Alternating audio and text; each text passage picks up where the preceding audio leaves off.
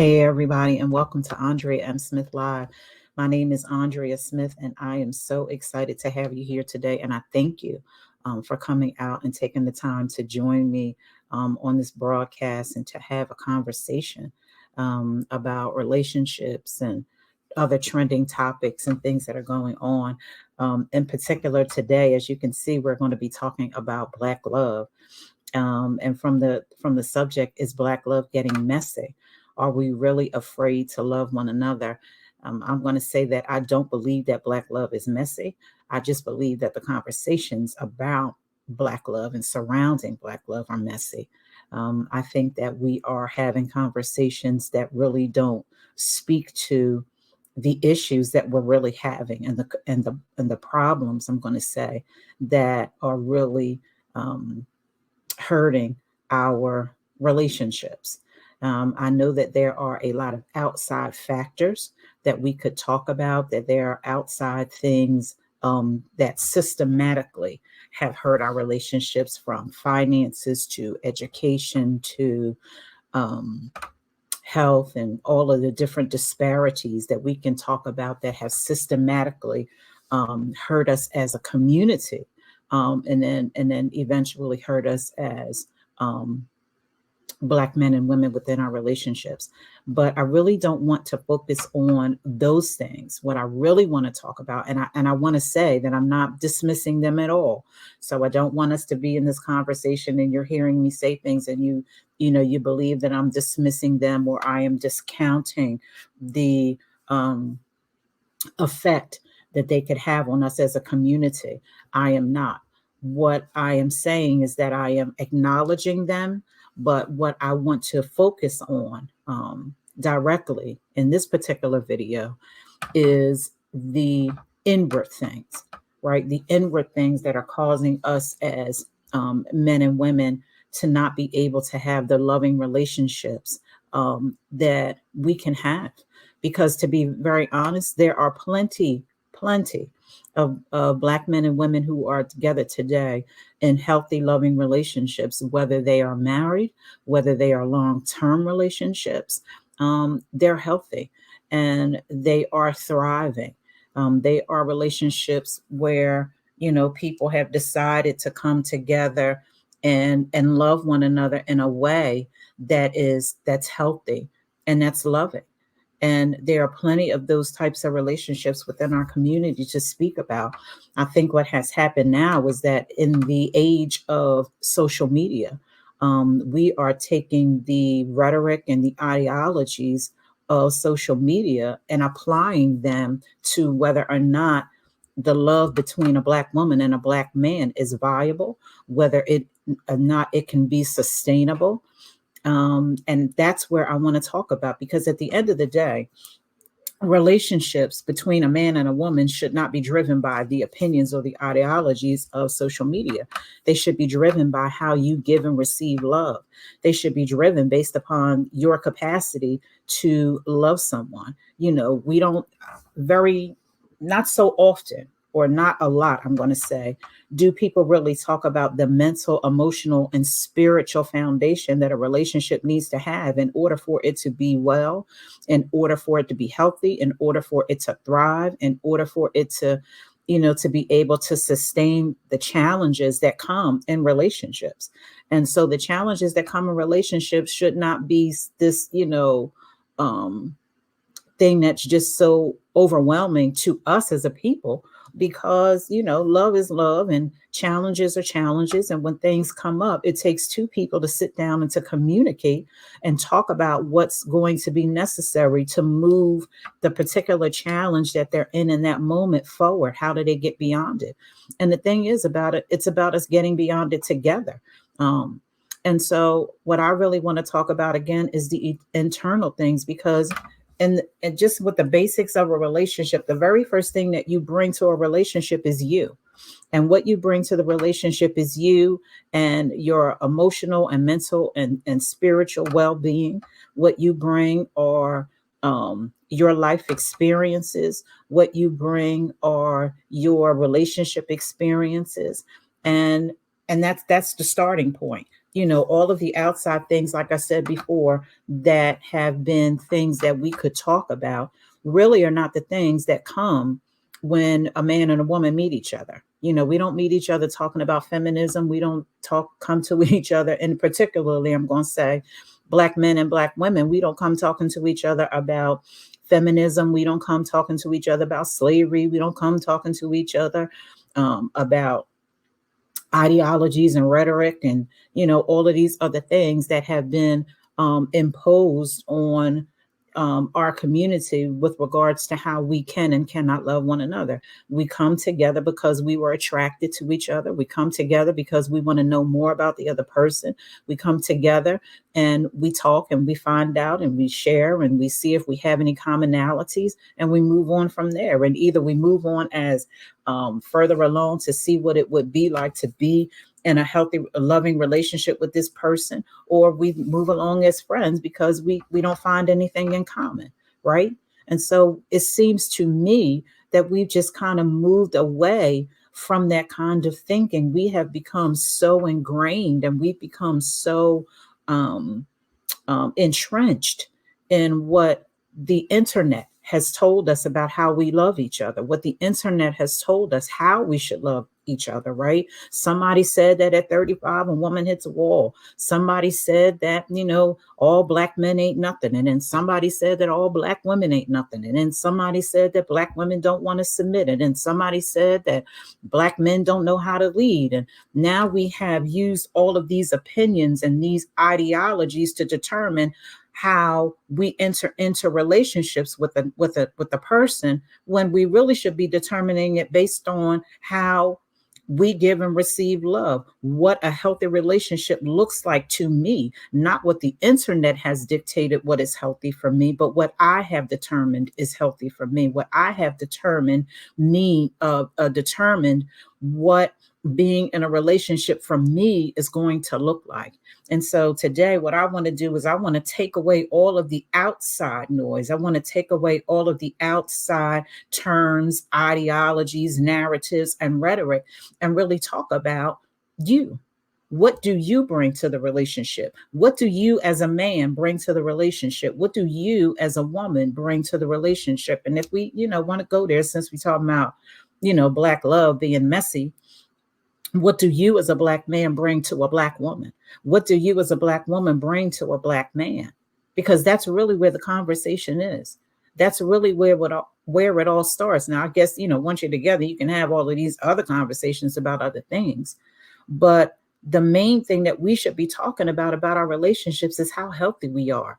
Am I in an emotional place where I can love a man the way that he needs to be? Am I in a mental space where I can engage and be with him and love him the way that he desires? Am I in a spiritual place? What governs my heart? What governs my mind? What governs my ability to now be able to put into place and to implement the things that my partner needs? And it is the same thing, for a Black man. Where am I emotionally? Where am I mentally? Where am I spiritually? So that I can not only give to her what she needs, but be able to articulate what I need in a way that she can understand me, where I can feel heard. That's where the conversation seems to me it needs to be, because all of these other outside factors about feminism and masculine energy and the terminologies, all of these things have nothing to me to do with the foundation of how the relationship is going to be built, and what the foundation of the relationship technically should be built on. Because again, when the relationship starts, you bring you with all of whatever you have achieved. You bring with you all of the things that you've worked on to get yourself in a good mental and emotional space to be able to bring another person into your life. And so when we're having these conversations, that's where we should be speaking from. We shouldn't be talking about automatically whether or not somebody can lead or submit. We shouldn't even be thinking about, to be perfectly honest, whether or not can he lead me? or will she submit to me? We really should be thinking about, am I prepared? Am I prepared to love him the way that he needs after we've had the conversation and he expresses to me what love looks like? Am I able to love her after we sat down and she expresses to me what love looks like for her? There's nothing wrong with telling someone about what you need as a partner. Nothing wrong with it. We should be having those conversations, but we shouldn't be having those conversations mixed in and meshed in. Again, I'm going to say, with ideologies and rhetoric and opinions that have nothing to do with whether or not our relationship is going to be healthy. I come from a background, I was with my husband for 24 years, and we were married for 22. And I promise you, we didn't get divorced because of feminism. We didn't get divorced because he thought I was a narcissist, or I thought he was one, or he thought I was toxic. We ended up divorcing technically because I was not in the emotional or mental space to be able to do what I was supposed to do as a wife. And I can sit in and I can take accountability for the things that I did to emasculate him, to make him feel at times like he was nobody and nothing, to do things that out of fear that caused issues within our marriage that would cause me to override the decisions that he wanted to make or things that he thought best for the family. And those are the kinds of conversations I think that we need to have and that people need to be having. And I'm going to say, in particularly with us, that we need to be having when we're talking about why are we struggling in some degree with being in relationship with one another? Why are we struggling? Why is it becoming difficult? Why are we becoming, from what I can see, afraid to actually love one another? What has happened? Why have we allowed all of these outside conversations to take over the simple conversation that we should be having with one another about what is it that you're looking for in a wife? What are you looking for in a husband? Do you even desire to be married? Do you want to have children? Why are we not having those simple conversations? Why are we having conversations that promote who we are first before we can even get to what it is that we really need or what we can actually offer? And that seems to be a very big thing that's happening within our community when we're talking about relationships, because a lot of the conversations and things that I'm hearing, it's all about, what I need and what you have to give to me and what you need to demonstrate to me before I'm even willing to say what I can bring or what I bring to you. A lot of these conversations seem to be based upon what happened before. A lot of these conversations seem to be based upon what people didn't get over, what people didn't move away from. A lot of these conversations seem to be based upon work that people didn't do on themselves before they decided that they wanted to enter into another relationship.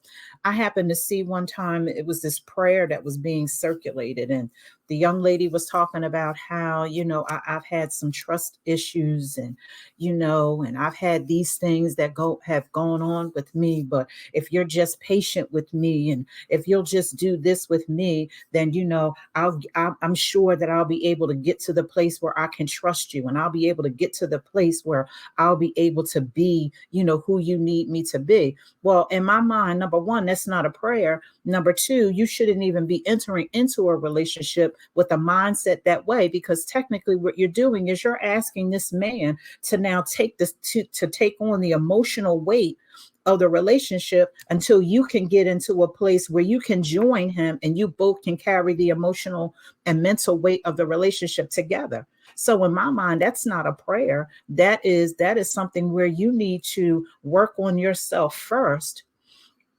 deal with those things so that you can come into the relationship prepared to receive him, not working things out while he's giving you the best of himself and he's not getting all of you. And that seems to be the theme, when it comes to relationships. And even the same thing with some of the men. They're saying things like, well, can she submit? Well, why are you asking whether or not she can submit when you've not yet proven that you can lead, when you've not yet demonstrated anything to her that suggests in any way that she should even submit to you, especially if you're not asking her to be your wife, if that's not even going to be the level of relationship that you all are going to enter into. Why is your first question whether or not she can submit?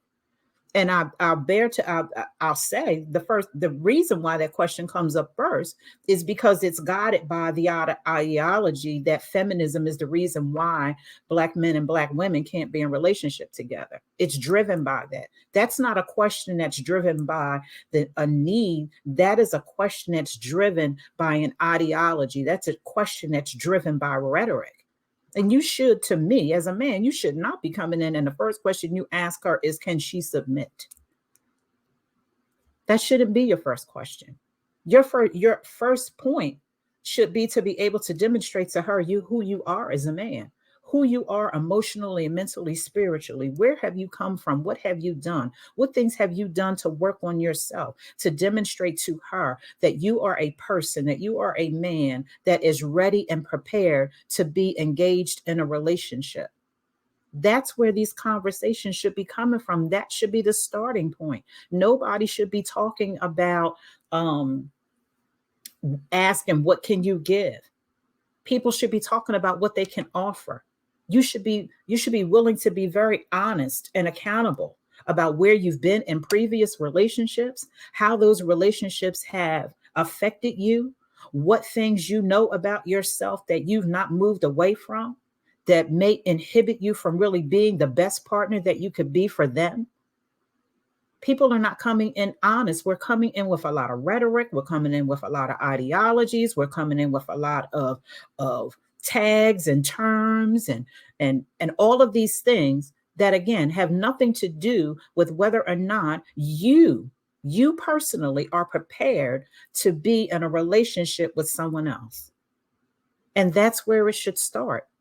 That's where it should start. I know people don't like to hear about the word healing and what does healing have to do with how he treats me, or what does healing have to do with how I treat her? What does that have to do with it? It has everything to do with it. Healing has everything to do with whether or not you are prepared to come into a relationship and engage with that person. Healing has everything to do with about whether or not you are emotionally and mentally well. Healing has everything to do with your ability to sacrifice, your ability to communicate, your ability to be able to listen, your ability to be able to be sensitive and empathetic to the need of your partner, your ability to be able to stand with this person in unity. Healing has everything to do with it. I posted one time on my Instagram page about how you shouldn't love somebody for not being the person you left. And a lot of times when we're entering into relationships, we enter into them vetting the person to make sure that they are not the person that I used to be with, which to some degree, I guess, is okay, because you don't want the same behaviors. You don't want to have the same of level of engagement that you have with that other person. So to that degree, it is fine. But when you do it to such a degree that it doesn't allow you to be able to see the person for who they are, then what happens? You end up entering into a relationship with a person, waiting for the shoe to fall.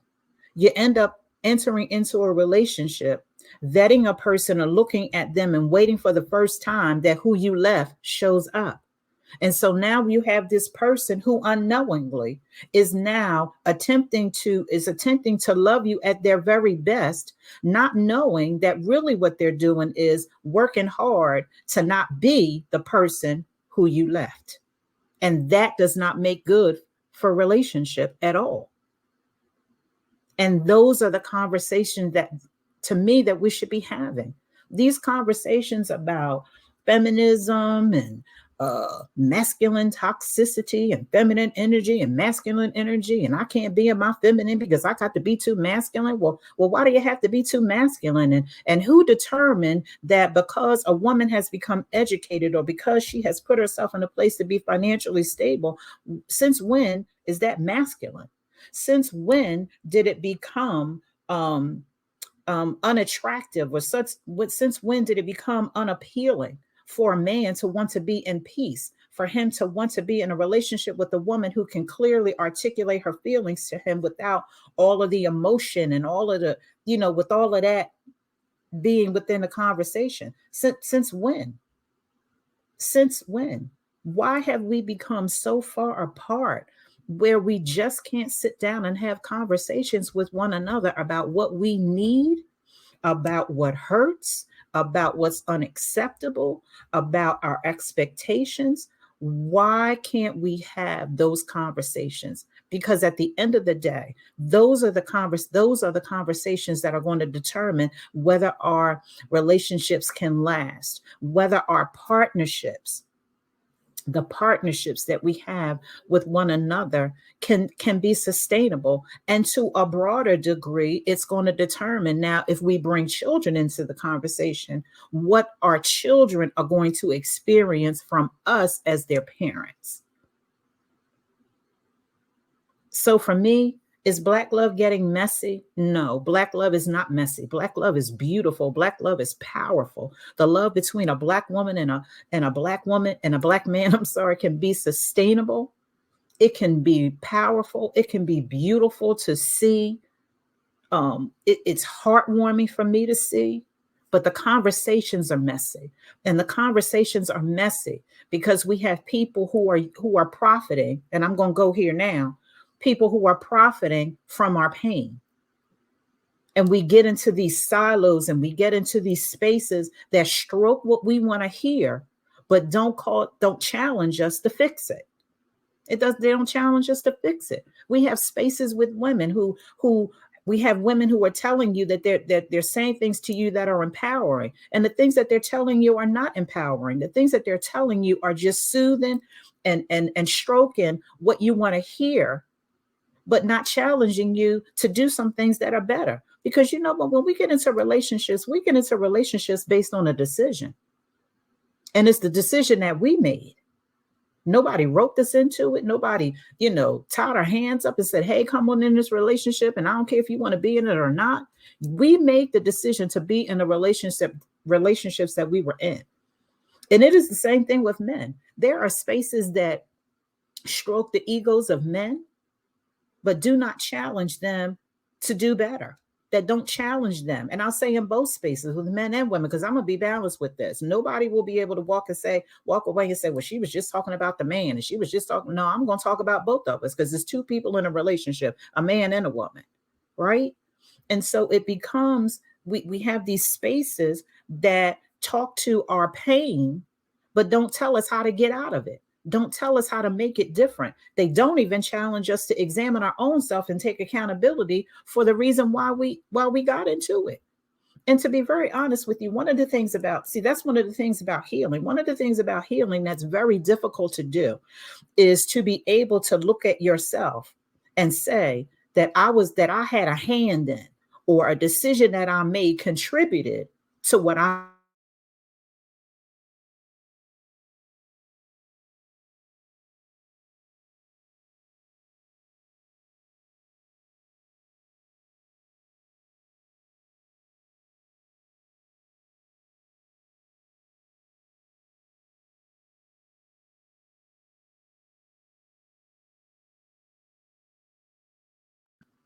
That's when you can take a different turn. That's when you can have a different thought process. So you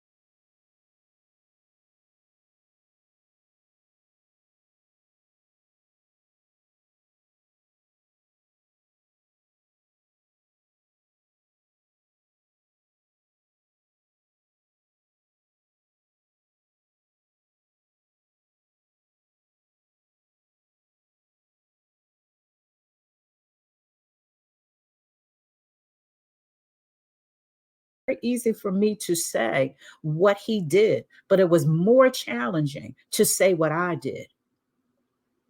And I'm good and I can rest in it. I can have conversations with people from now till whenever about what happened within my marriage, and I can own it. I can own what I did as a woman. I can own what I did as a mother. I can own what I did as a wife. I can own it. I can own the decisions that I made because I took the time to examine myself. And so now being in a new relationship and entering into about, being married again, I can look at me and I can take accountability for me. I don't look at the person that I'm with. I don't look at him and I don't love him for not being my ex-husband. I don't love him for not doing the things my ex-husband did. I love him for being who he is. And that is a very big thing that we do not do when it comes to our relationships, because we want somebody to not be somebody. And so you spend time loving a person because they are not somebody instead of loving them for them. And then I'll even hit this space. A lot of us enter into relationships with the wrong idea because we want people to come into a relationship with us to correct our condition. And being in a relationship doesn't correct your condition. If you are not emotionally well, if you're not mentally well, if you're not in a good spiritual place, a relationship will not change that for you. And that's what I mean when I say correcting your condition. We want people to come in and correct our conditions.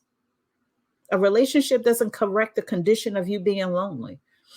A relationship doesn't correct the condition of you being sad or you being depressed or you being whatever the case may be. Relationship doesn't correct that. Healing corrects that. And it prepares you for the kind of relationship that you want to have that will sustain the work that you've done and keep you in a space where you can be loving, where you can receive love from a healthy space and from a well place.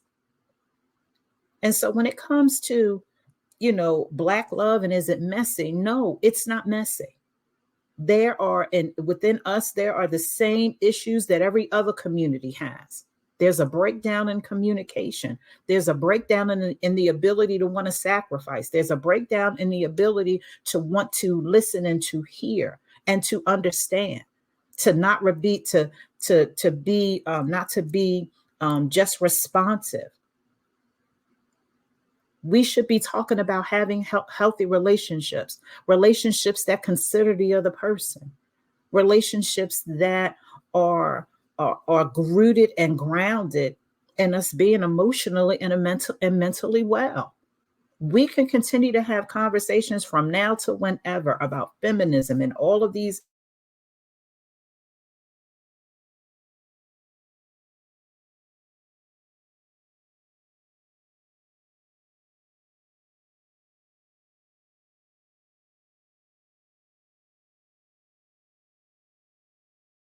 why our relationships are not good. That has nothing to do with anything.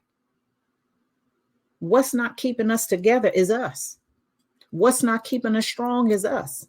Because individually, we've not done some things so that we can be a healthy partner. We've not individually done some things or made the investment so that we can not only be good for ourselves, but be good for the person that we desire to be in our lives. And that is where it all starts. We should not be in this place right now where we are afraid to love each other, where we are just cutting each other down so much, where we are so disparaging, where we are so dismissive, where we are just so divisive in how we talk about each other, that we think that it is just impossible, that I'll never find somebody that'll love me. I'll never find her. I'll never meet him. That is so untrue. If you keep allowing the internet to tell you what your love should look like, then yes, you'll never find anybody. But if you go inward and you do some things for you and you make some investments in you and you become the person that you really want to be, then you can openly invite the other person that you want to come in and do life with you. But you have to make that decision. We have to stop allowing the internet to tell us how we love. We have to stop allowing the internet and these spaces to frame what Black love looks like, or what a relationship between a Black man and a Black woman looks like. All of these outside conversations and all of these outside ideologies and, the systematic things that we believe have happened to break down our relationships may be. But the biggest piece, the biggest thing that we need to focus on, and what really has broken down our relationships, is us. It is our inability to be sacrificial. It is our inability to be sympathetic sometimes. It is our unwillingness to be mature. It is our unwillingness to have conversations where we're listening to the other person, because everybody's been somewhere. Everybody has experienced something. Everybody has. All of us have been in relationships that we wish we had never entered into. But what you do have to do is you have to learn a lesson from it, and you have to take the accountability for why you were in the relationship. And then what you have to do is not look at the other person through the filter of where you've been. That's a lot of things that we do a lot of times too. We are filtering people through where we've been and not who they are. And if you are filtering a woman through what happened to you when you was with Sue and Mary and Lisa, then that's a problem. If you're filtering him through what happened with John, Joe, and James, that's a problem. And so before you enter in, you need to be prepared. Before you enter in, you need to be ready. Before you enter in, you need to change the filter. And you need to be able to see a person for who they are. You need to be able to see them not through the hurts that you've experienced. You need to be able to not see them through the disappointments and the broken hearts that you've experienced with other people. They should not have to audition for you. They should not have to perform for you. They should be able to come into and enter into the relationship and enter into getting to know you for who they are. And you determine based on who they are, whether or not they are for you, not based on what somebody else did, not based upon some hurt that you didn't work out, not based on some disappointment that you didn't get over. That is how we enter into relationships. We can talk all day about people being thoughts and 304s and hitting the wall and something to the something and all of these different things. That has nothing to do with you being a partner. That has nothing to do with you being a prepared partner. Nothing at all. So again, is Black love messy? It is not. It is healthy. It is viable. It is beautiful. It is powerful. It is strong. And there are plenty of us who are out here in relationships that people can look at and can admire. Are the relationships perfect? Absolutely not, because there is no perfect relationship. And if you think that you're going to be in the perfect relationship, please don't enter it, because you're going to mess it up. Because nobody is perfect. We're not looking for perfection. We're looking for partnership. Partnership, not perfection. But looking for somebody that'll be there for us, that'll be sensitive to our needs, somebody that is willing to hear the things that I'd like to do with my life, and they'll encourage me and support me in what I want to do.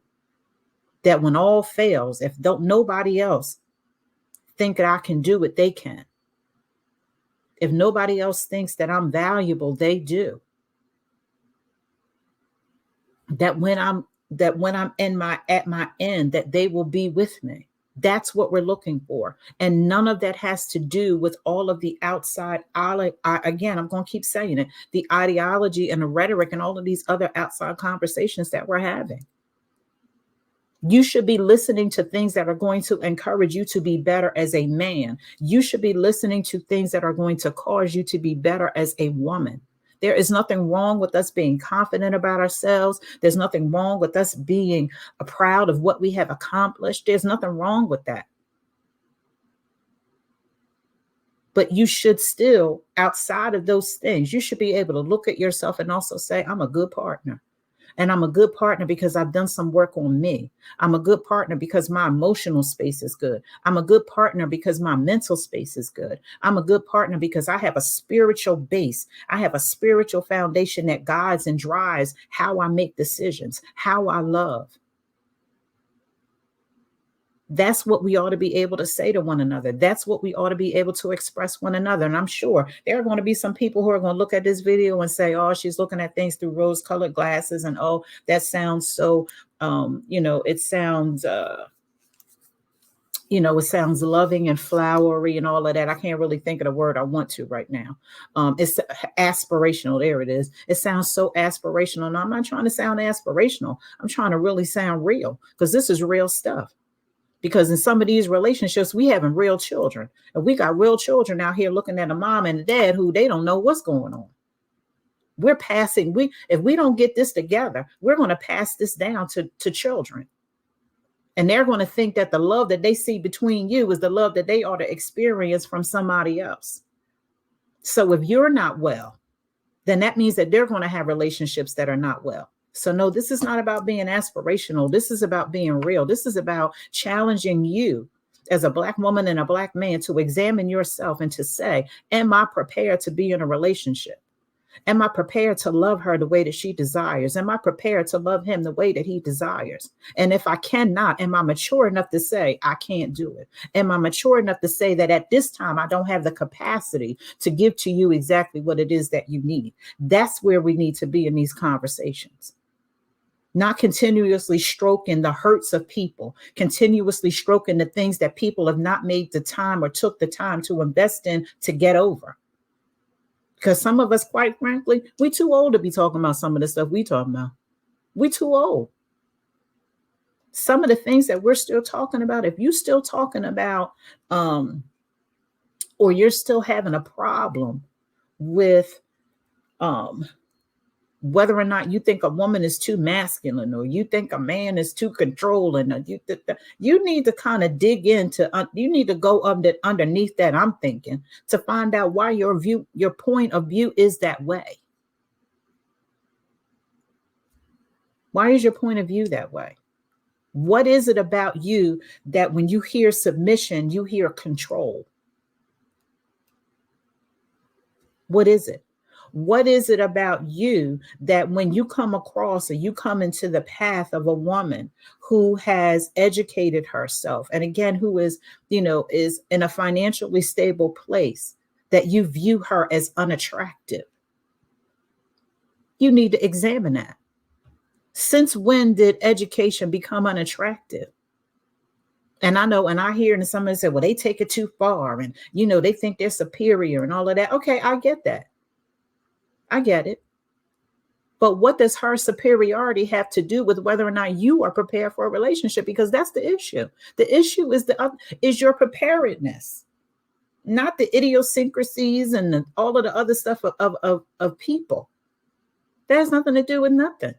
It all has to do with whether or not you are prepared. That's it. That should be the question. And that should be the crux of the conversation. That's it. If you come across a woman and you think that she's, maybe she's a little bit too overbearing, she's a little bit too much, she's a little too high-minded. Okay, all that means is that she's not for you. You don't have to tear her down and say she won't submit and she's too masculine. No, that just means she's not for you. Because at the end of the day, this is a woman that's a part of your community. That's all that means. She's just not the person for you. That don't make her a bad woman. It just makes her not the woman for you. And it's the same thing with the man. If you come across a man, ladies, who has a traditional mindset, he wants to position himself as the head of the home. He wants a woman who is willing to submit. Okay. You don't have to tag him as controlling. You don't have to tag him as somebody who got mama issues and all of these kind of silly things that come out and people say. You can just tag him as a man that may not be for you. Because your idea of submission, or what you feel about submission, you ain't comfortable with it. And that's okay. But just communicate it that way. That's the problem that we have too. We don't communicate things the right way. We communicate things in a way that's so disparaging. And so now when it's time, conversations about relationships, we're talking and tagging people with things than really having a conversation about what love means for us, what having a partner means. What kind of partner am I looking for? We don't have those conversations, and we need to have them. And we need to be mature enough to have them. Some of us, to be very honest, we got some emotional things and mental things that we need to work on. And we don't need to be in relationships right now. It's okay to be by yourself. It's okay to prepare. It's okay to get yourself together. Take the opportunity to do that. I think we are a strong people. I think we have some phenomenal, phenomenal men who are principled, who are men of integrity, men of character, men who are hard workers, men who do know how to lead, men who even know that in their leadership sometimes that they have to fall back. Men who are open to the understanding that their leadership doesn't mean dominance. They understand the difference between the two. There are men who are sensitive, men who know how to love, and who know how to comfort, who know in a moment when it's necessary for them to be strong, and in a moment when it's necessary for them to be sensitive. We have Black men that are like that, who are educated, who are financially stable, who know how to cover. We have Black men like that exist. They exist all over this country. They are not in short supply. We have Black women who are loving, who are supportive, who know what it means to be in a partnership with a man, who knows how to stand back and allow him to do what is necessary, to make the hard decisions, to be able to give him support and be able to share things with him, to give him something to think about. We have women who are wise, who know how to articulate their wisdom to their husband or to their significant partner in a way that does not make him feel like he's nothing and nobody. There are such women that exist. But you have to be prepared for that woman, and you have to be prepared for that man. You can't come into the relationship with this person with the shenanigans of all of these other things that are going on around us. You have to be prepared. And so I hope today that I said something that will encourage you, something that will give you pause, something that will challenge you to think. Because at the end of the day, Black love is not messy. And there is no reason for us to feel like we cannot love one another. There's no reason for us to be afraid. And if you are afraid to love a Black man, if you are afraid to love a Black woman, then that is something internal that you need to deal with. It is something internal that you need to deal with. And so again, I pray that I've said something that will challenge you. I'm going to ask you to make sure that you like and share this video. I want other people to hear it. I want to hear what you got to say down in those comments. Hit that notification bell. I never thought I'd say that, but hit the notification bell so that when I'm doing other videos and we're having other conversations that you know, and you can join in, because I want to hear what you have to say. This channel is not a monologue, it's a dialogue. And it is a dialogue that we need to have. Not just about relationships, but about healing and some of the other things that are happening within our community that need change, that need to be discussed in a way that so that change can happen. I thank you again so much for coming to my channel. Again, please like, share, and subscribe. Again, I hope I've said something that will help, something that will challenge, something that will cause you to think about it, because at the end of the day, this channel is not for you to think like I do. I am not trying to attempt to make anyone think the way that I think. I am just attempting to give information that you can take and use against your own standard and your own principle. And it may just shine a little bit of light. It may give a little bit of a different perspective so that you have something to look at versus what you think, and something else. Just some type of comparison, just some type of thing that you can give some additional thought to. I want to consider myself a resource. I want to consider myself a source that will allow you to be able to go beyond your own thinking about a subject or a topic so that you can make an informed decision as you move forward. That's all I got for you. Thank you so much again for coming to my channel. I appreciate you for taking the time to spend with me today. And I hope you have a good rest of the day. Bye.